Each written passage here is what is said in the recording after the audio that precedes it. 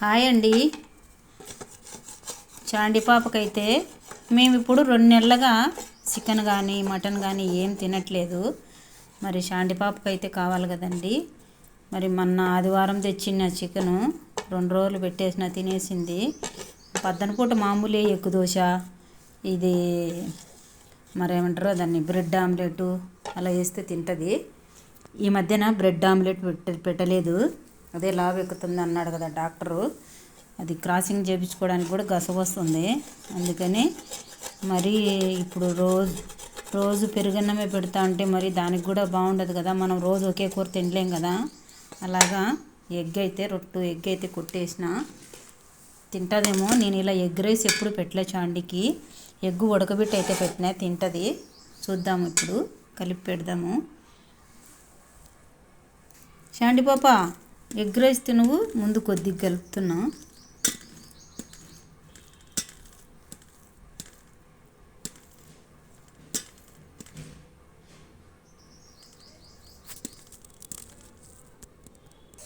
ఇంత మాత్రం ఎగ్ వేయించి పెడతా ఉంటే లీవిగాడు వాళ్ళ అమ్మను కూడా దొబ్బేస్తాడు. వీడు చూడు ఎంత తాపీగా పనుకోన్నాడు. ముందు ఒక్క రవ్వ అయితే కలిపిన తింటుందో తిందో చూద్దామని. ఏది కూడా స్మెల్ చూసి తింటుందండి చండిగాడు.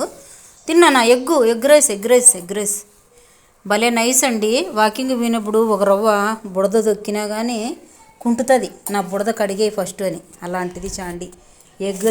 ఎగ్ రైస్ కుక్కలు తినవా అనుకోవచ్చు. భలే నీట్గా ఇది. మెత్తని మాంసం బర్రెంకలు ఉండే గుండికాయలు తెస్తేనే వాసన చూసి తింటుంది. నా కాళ్ళు ముడుచుకోలేకుండా ఫ్రెండ్స్, మోకాలు నొప్పులు ఎక్కువ ఉన్నాయి. తిన్నానా చూసినారా ఫ్రెండ్స్, ఒక్క రవ్వ వేసి కలిపిన. ఇంకా తిన్నంటే పెరుగన్నం పెట్టాలా చూడు. ఒట్టి ఎగ్గు కావాలా మాకు. ఎగ్గురా తిన్నానా. తింటాంది ఫ్రెండ్స్, తింటుంది కాబట్టి మొత్తం ఎగ్గేసేసి కలిపేస్తున్నా. మొత్తం కలిపి గిన్నెలు వేస్తే తింటుంది చూడండి. పెనం అంతా బాగా ఊడ్చేద్దామని నేను ఊడ్చి కలుపుతాండా. తినేసి ఎగమలుకొని ఉంది. వాసన పట్టింది, తినేస్తుంది ఎగ్ రైస్. కలిపిందాక కూడా ఓపిక పట్టలేదని అదరా కలిపి రొంత అయితే వేసిన. ఇంకా కలుపుతున్నా. తినే నాన్న తినే. పెట్టినా చూడు తినే. ఇంకా ఉంది ఇడా తినే.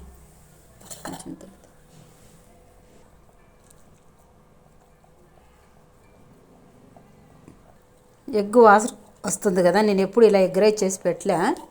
ఈరోజు ఫస్ట్ టైం ఎగ్ రైస్ చేసి పెట్టినా. ఇంకా ఎగ్గు ఉడకబెట్టి పెట్టినా కానీ పద్దనపూట ఎప్పుడు బ్రెడ్ ఆమ్లెట్ ఎగ్ దోశ వేసి పెడతా వచ్చిన. ఎవరు లేలే తిన్నానా. భలే నీట్ ఫ్రెండ్స్. ఈడ అన్నం పడిందంట. అప్పుడే లేచి అడిగిపోయింది చూడండి. నా వెనకాల పోయింది.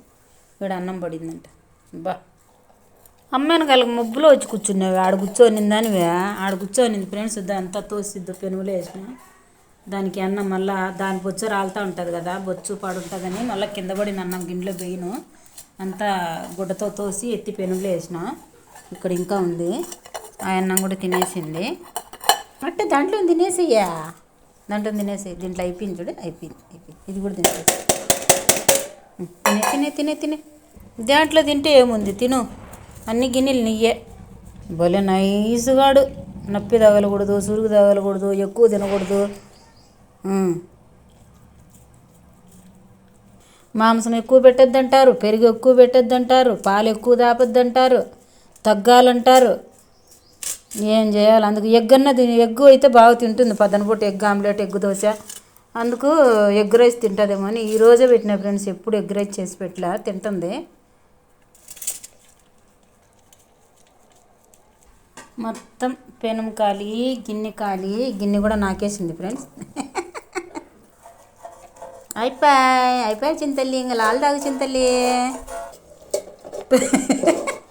పెనుగు నాకుంటుంది చాండిగాడు. చాలది అయిపోయింది. పెనుగు కరుచుకొని ఉందని నాకుతా ఉంది. నాక్కోనిలే దాని మోజు.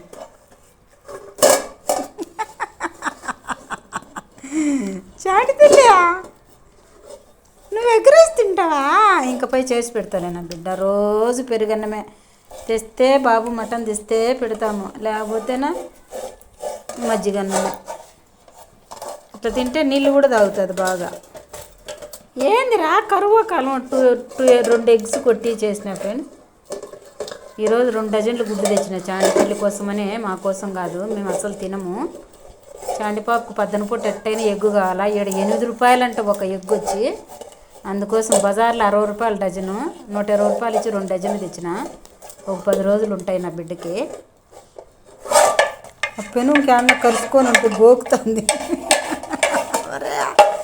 ఒరే చాలేనా, మళ్ళీ ఎక్కువ పెట్టకూడదు.